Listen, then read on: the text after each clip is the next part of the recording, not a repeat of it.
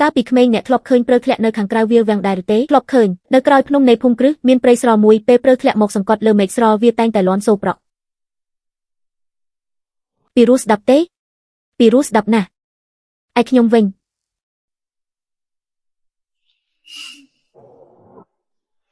មិនដែលបានឃើញព្រឺនៅខាងក្រៅវាំងឡើយមើលចុះដំបូលផ្ទះទាំងនោះផុតពីទ្វារតុងហួរទៅខាងត្បូងគឺជារេស៊ីដងលូប៊ូហើយទៅខាងត្បូងទៀតគឺជាផ្ទះអ្នកស្រុកបន្តទៅខាងត្បូងទៀតគឺជាផ្សារ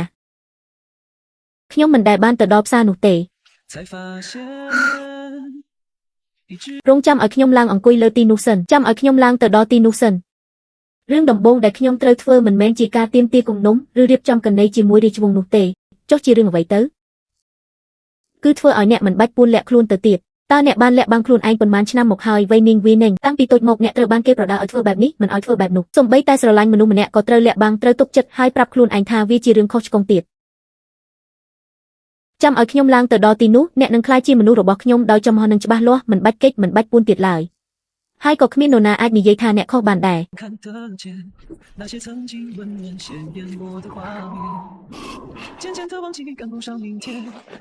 ទ្រង់មានបន្ទូលស្រួលណាស់ខ្ញុំនិយាយដោយចិត្តស្មោះត្រង់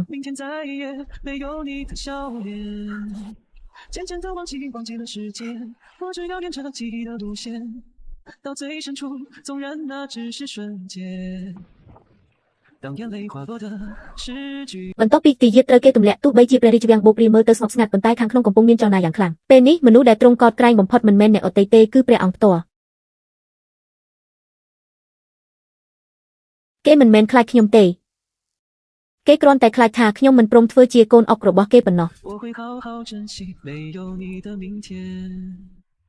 ព្រះអង្គ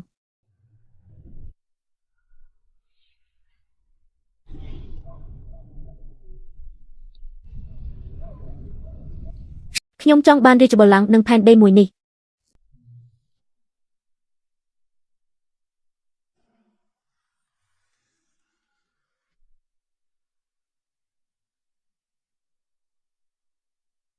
មិនមែនដើម្បីកិច្ចពីការរៀបការចងសម្ព័ន្ធភាពមិនមែនដើម្បីយកឈ្នះយកចាញ់និងមិនមែនដើម្បីបម្រើអាត្មានិយមអ្វីឡើយ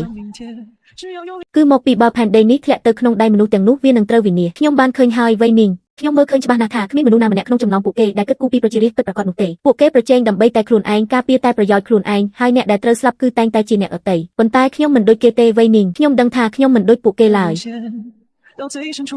ខ្ញុំខុសពីគេ渐渐的忘记了世界，我只要沿着记忆的路线，到最深处，纵然那只是អ្នកនាងខ្ញុំម្ចាស់នឹងកំដរព្រះអង្គ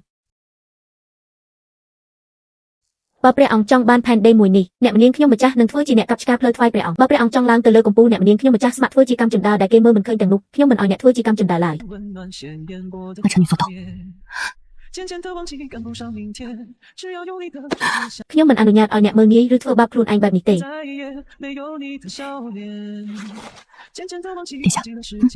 ប៉ុន្តែខ្ញុំម្ចាស់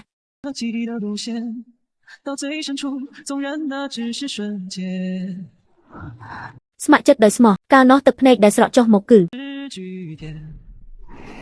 心里始终你总没有走远远是眼还在回